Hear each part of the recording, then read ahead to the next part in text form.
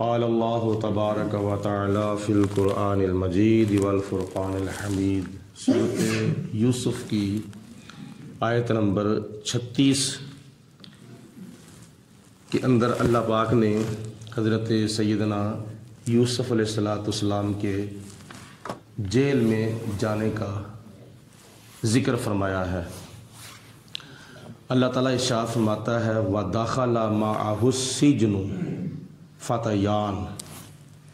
جب حضرت یوسف علیہ السلام جیل میں چلے گئے تو آپ کے ساتھ دو اور آدمی بھی جیل میں گئے تھے، اور ان دونوں کے اوپر مصر کے بادشاہ ریان بن ولید کو زہر دینے کا الزام تھا، اور جناب یوسف علیہ السلام جیل میں کیوں گے یہ آپ لوگوں نے کل سماعت فرمایا تھا۔ کیا سبب بنا تھا یوسف علیہ السلام کے جیل میں جانے کا؟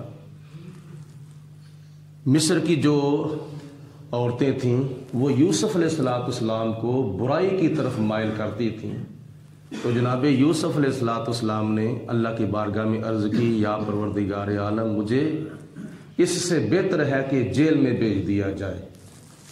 بہرحال جب حضرت یوسف علیہ السلام جیل میں گئے تو تفاسیر میں آتا ہے کافی سال تک، تقریباً 12 سال تک آپ جیل میں رہے تھے۔ جب تقریباً 5 سال گزرے تو آپ نے جیل کے اندر لوگوں کو ارشاد فرمایا کہ میں اللہ تعالیٰ کا نبی ہوں، مجھے خدا کی ذات بابرکات نے خوابوں کی تعبیر کا علم سکھایا ہے، تو تم میں سے اگر کسی کو خواب آتا ہو تو مجھے بتائے، میں اس کی تعبیر بتاؤں گا۔ یوسف علیہ السلام کے جیل کے اندر بڑے چرچے ہونے لگ گئے، عزت احترام آپ کا بہت ہوتا تھا۔ یوں کر لو کہ جیل کے اندر جو دوسرے قیدی تھے ان میں کافی لوگ آپ کے ہاتھ پاؤں چومتے تھے اور آپ کی بڑی عزت کرتے تھے، آپ کا بڑا احترام کرتے تھے۔ لیکن جہاں عزت کرنے والے لوگ ہوتے ہیں وہاں حاسدی بھی لوگ ہوتے ہیں، بڑے سڑنے والے جلنے والے بھی لوگ ہوتے ہیں۔ تو قرآن پاک میں آتا ہے وہ جو 2 آدمی حضرت یوسف علیہ السلام کے ساتھ جیل میں گئے تھے وہ بڑا آپ کو دیکھ کر جلتے تھے۔ انہوں نے ایک منصوبہ بنایا یوسف علیہ السلام کو جھوٹا کرنے کا، یوسف علیہ السلام کی عزت میں فرق ڈالنے کا منصوبہ یہ بنایا۔ بھائی کون ادھر بول رہا ہے؟ میں ضرور کہوں تو پھر آپ کو خیال آتا ہے۔ اللہ تعالیٰ ارشاد فرماتا ہے قال احدہما، ان میں سے جو ایک تھا اس نے کہا انی ارانی، اے یوسف میں نے خواب دیکھا ہے، آسر خمرا، میں ایک باغ میں ہوں اور انگوروں کا باغ ہے، انگوروں کا میں رس نچوڑ رہا ہوں اور اپنے بادشاہ کو جا کے پلا رہا ہوں، یہ میں نے خواب دیکھا ہے۔ وقال الآخر، اور دوسرے نے کہا اے یوسف میں نے یہ خواب دیکھا ہے، انی ارانی، میں نے یہ دیکھا ہے کہ احمل فوق رأسی، میرے سر کے اوپر روٹیاں ہیں، خبزن، میرے سر کے اوپر روٹیاں ہیں، تاکل الطیر منہ، تو ان روٹیوں کو پرندے آ کے کھا رہے ہیں، میں نے یہ خواب دیکھا ہے۔ نبئنا بتأویلہ، ہمیں ان خوابوں کی تعبیر بتا دیجیے۔ انا نراک من المحسنین، بے شک ہم آپ کو بڑا نیکوکار دیکھتے ہیں، بڑا احسان کرنے والا ہم آپ کو دیکھتے ہیں، آپ کی بہت مہربانی ہوگی آپ اگر ہمیں یہ خواب کی تعبیر بتائیں گے۔ دونوں نے یہ خواب دیکھی نہیں تھی بلکہ من گڑت خواب انہوں نے سنائی تھی۔ قالا، یوسف علیہ السلام نے ارشاد فرمایا لا یاتیکما طعام ترزقانہ، تمہارے پاس وہ کھانا ابھی نہیں آئے گا جو تم کھانا کھاتے ہو، इल्ला नब्बअतुकुमा बितावीलिहिकुमा क़ब्ल अन यातियाकुमा। वो खाना तुम्हारे पास आने से पहले पहले मैं तुम्हें तुम्हारे ख्वाबों की ताबीर बता दूंगा। आपने ख्वाब की ताबीर बताना मुअख्खर इस वास्ते फरमाई कि आप उनको पहले कुछ और बताना चाहते थे। वो क्या? आप उनको ताबीर भी बताना चाहते थे और उनको तबलीग भी फरमाना चाहते थे। आपने उनको पहले तबलीग फरमाई, यानी अल्लाह के जो नबी होते हैं वह हर मुहाज पर तबलीग करते हैं, और यही मिशन उलमा का है, क्योंकि नबी पाक अलैहिस्सलाम ने फरमाया है उलमाओ उम्मती का अंबियाए बनी इसराइल। मेरी उम्मत के जो उलमा हैं वो बनी इसराइल के नबियों की तरह है, यानी जिस तरह वो ड्यूटियां देते थे इस तरह मेरी उम्मत की उलमा भी देते हैं। तो उनमें हमारे कई बुजुर्ग हैं जो मौका ज़ाया नहीं करते, मौके पर तबलीग करते हैं, मौके पर बात कहते हैं। वो जुज़ वक्ती मुबल्लग नहीं होते बल्कि वो कुल वक्ती मुबल्लग होते हैं। तो आपने इरशाद फरमाया कि मैं आपको बता दूंगा, लेकिन पहले नंबर पर यह याद रखो ज़ालिकुमा मिम्मा अल्लमानी रब्बी, ये जो मेरे पास इल्म है ख्वाबों की ताबीर का, ये मुझे मेरे रब ने सिखाया है, और ये इल्म गैब की एक किस्म है। आने वाले हालात की खबर देना ये एक इल्म गैब की किस्म है, ख्वाबों की ताबीर का इल्म। क्योंकि ख्वाब आते तो वक्ती तौर पर हैं, लेकिन उनकी ताबीर जो होती है वो बाद में पूरी होती है। तो उस वक्त की खबर देना यह है इल्म गैब। तो यूसुफ अलैहिस्सलाम ने फरमाया कि अल्लाह पाक ने मुझे इल्म गैब अता फरमाया है, और इल्म गैब अल्लाह के नबी का मोजज़ा होता है। जनाब यूसुफ अलैहिस्सलाम ने फरमाया कि ये मेरा मोजज़ा है, मैं अल्लाह का नबी हूँ, और मेरी नबूवत की ये दलील है कि मैं तुम्हें ख्वाबों की ताबीर का पता बताता हूँ।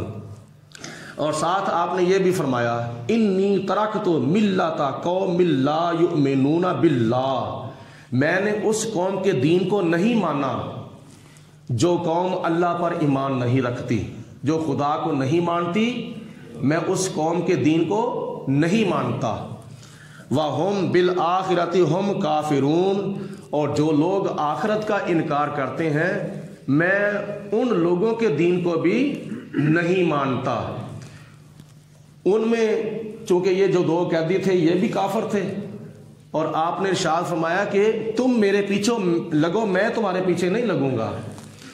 वत्तबातु मिल्लत आबाई, मैंने इत्तबा की है अपने बाप दादा के दीन की।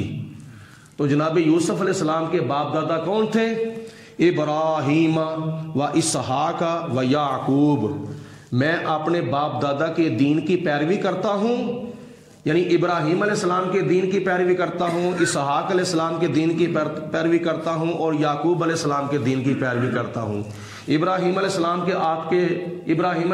आपके परदादा जान लगते थे, इसहाक अलैहिस्सलाम आपके दादा जान लगते थे, याकूब अलैहिस्सलाम आपके वालिद गिरामी थे। मा काना लना, आपने फरमाया मेरे लिए यानी हमारे लिए ये जायज़ नहीं है अन नुशरिका बिल्लाहि मिन शैइन, कि मखलूक में से किसी चीज़ को हम अल्लाह का शरीक ठहरा दें, यानी अल्लाह के साथ किसी चीज़ को हम बराबर ठहरा दें, तो ये हमारे लिए जायज़ नहीं, यानी शिरक नहीं हम करते, हम तो ईमान का सबक देते हैं। ज़ालिका मिन फ़द्लिल्लाहि अलैना, ये अल्लाह का फजल है जो हमारे ऊपर हुआ है, यानी ईमान अल्लाह ताला का फजल है। व अलन्नासी, और जो और लोगों पर हुआ है ये भी अल्लाह ताला का फजल है। लेकिन काफरों में से वलाकिन्ना अक्सर नासी ला यशकुरून, जो काफिर लोग हैं उनमें अक्सर लोग ऐसे हैं कि वो अल्लाह ताला का शुक्र अदा नहीं करते। या साहिबा यस्सिजनी, ऐ मेरे कैद के दो साथियों, अरबाबुम मुतफर्रिकून खैरुन, क्या मुख्तलिफ खुदा यानी मुतअद्दिद खुदा बेहतर है, अमिल्लाहुल वाहिदुल कहार, या एक खुदा काफी है। ایک خدا بہتر ہے جو کہ غالب ہے۔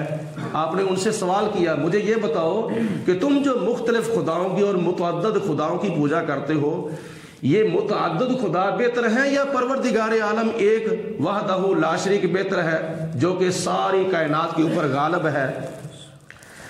آپ نے ارشاد فرمایا ما تعبدون من دونہ، تم اللہ کے سوا جن کی پوجا کرتے ہو نا متعدد خداؤں کی، الا اسماء سمیتموها انتم، وہ صرف اور صرف تمہیں اور تمہارے باپ دادا نے ان کے نام رکھ لیے ہوئے ہیں، یہ فلاں خدا ہے، یہ فلاں خدا ہے، یہ فلاں خدا ہے۔ وآباؤکم، اور تمہارے باپ دادا نے ان کے نام رکھے ہوئے ہیں۔ یعنی مطلب یہ ہے کہ وہ برائے نام خدا ہے، وہ نام کے خدا ہیں لیکن کام کے خدا نہیں ہے۔ میرا جو خدا ہے وہ نام کا بھی خدا ہے اور کام کا بھی خدا ہے، لہذا میرے رب کو مانو، اپنے متعدد ربوں کو چھوڑ دو، اپنے متعدد خداؤں کو چھوڑ دو، یعنی بتوں کی پوجا کرنی چھوڑ دو۔ ما انزل اللہ بہا من سلطان، کیونکہ ان کی پوجا کرنے کی رب نے کوئی دلیل نازل نہیں کی ہے، اس واسطے وہ جھوٹے خدا ہے۔ ان الحکم الا للہ، حکم تو صرف اور صرف اللہ تعالیٰ کی ذات بابرکات ہے، اللہ تعالیٰ کی ذات بابرکات کا ہے۔ امرا اللہ تعبدوا الا ایاہ، اس نے تو صرف اور صرف یہی حکم دیا ہے کہ میری پوجا کرو اور میرے سوا کسی کی پوجا نہ کرو۔ ذالک الدین القیم، اور یہی سیدھا دین ہے اور یہی سچا دین ہے۔ ولکن اکثر الناس، لیکن کافروں میں سے اکثر لوگ جو ہیں لا یعلمون، وہ جانتے نہیں ہیں۔ اب سنو خوابوں کی تعبیر۔ پہلے یہ آپ نے ان کو جیل کے اندر توحید کا سبق دیا، اپنی نبوت کا سبق دیا اور اللہ تعالیٰ کی توحید کا سبق دیا، تبلیغ فرمائی، ان کو سیدھا راستہ دکھایا، جہنم کے راستے سے بچایا، اور اس کے بعد اب آپ نے ارشاد فرمایا سنو اپنے خوابوں کی تعبیر۔ یا صاحبہ السجنی، اے میرے قید کے دو ساتھیوں، اما احدکما، تم میں سے جو پہلے نا جس نے یہ مجھے یہ خواب سنایا تھا کہ میں اپنے بادشاہ کو شراب پلا رہا ہوں، تو اس کی تعبیر یہ ہے فَيَسْقِي رَبَّهُ خَمْرًا، وہ شراب پلائے گا۔ رب کون ہے؟ تو کون سا رب ہے جو شرابیں پیتا ہے؟ یہاں پہ یوسف علیہ السلام نے بادشاہ کے اوپر رب کا لفظ استعمال فرمایا ہے۔ آج لوگ کہتے ہیں کہ حضرت داتا گنج بخش رحمۃ اللہ علیہ کو داتا نہیں کہنا چاہیے۔ یوسف علیہ السلام نے متعدد مقامات پر سورۃ یوسف کے اندر مصر کے بادشاہ کو رب کا لفظ دیا ہے، اس کے اوپر رب کا لفظ جو ہے وہ استعمال فرمایا ہے۔ یہاں رب کا معنی حقیقی رب نہیں ہے، رب کا معنی ہے پالنے والا، جیسے والدین پالتے ہیں اولاد کو، یوسف علیہ السلام کو بھی مصر کے بادشاہ نے اپنے گھر میں رکھ کر کھانا کھلایا تھا، پانی پلایا تھا، کپڑا پہنایا تھا، رہنے کے لیے جگہ دی تھی۔ تو یوسف علیہ السلام کے اوپر یہ کچھ احسان کیا تھا، تو اس وجہ سے یوسف علیہ السلام نے مصر کے بادشاہ کو رب کا لفظ دیا، یعنی حقیقی رب نہیں، حقیقی رب تو وہ پروردگار عالم کی ذات ہے۔ ہمارے والدین کے اوپر بھی اللہ تعالیٰ نے لفظ رب کا اطلاق فرمایا ہے، وَقُلْ رَبِّ ارْحَمْهُمَا كَمَا رَبَّيَانِي صَغِيرًا، اے میرے محبوب علیہ السلام تم یہ دعا کرو کہ یا پروردگار عالم میرے والدین کے اوپر رحم فرما جو میرے بچپن کے رب ہیں، جنہوں نے مجھے بچپن میں پالا تھا۔ والدین کے اوپر لفظ رب استعمال کیا ہے، لیکن ہم اپنے والدین کو رب کہتے نہیں ہیں، والدین ہے۔ تو یہاں رب کا معنی مربی ہے، یعنی پالنے والا۔ وہ اپنے بادشاہ کو شراب پلائے گا جس نے یہ خواب دیکھا ہے۔ وَأَمَّا الْآخَرُ، اور جو دوسرا ہے جس نے یہ کیا نام ہے یہ مجھے خواب بتائی ہے کہ مجھے خواب آیا ہے کہ میں کیا نام ہے روٹیوں کا چھابڑا جو ہے وہ اپنے سر پہ اٹھایا ہے، پرندے کھا رہے ہیں، تو اس کی تعبیر یہ ہے فَيُسْلَبُ، اس کو سولی دے دی جائے گی، اس کو پھانسی دے دی جائے گی۔ فَتَأْكُلُ الطَّيْرُ مِن رَأْسِهِ، تو اس کا جو سر ہے نا وہ پرندے نوچ نوچ کے اس کا گوشت جو ہے وہ کھا رہے ہوں گے۔ یہ اس کے خواب کی تعبیر ہے۔ جب آپ نے دونوں کو یہ تعبیر بتائی تو ان کا منصوبہ کچھ اور تھا.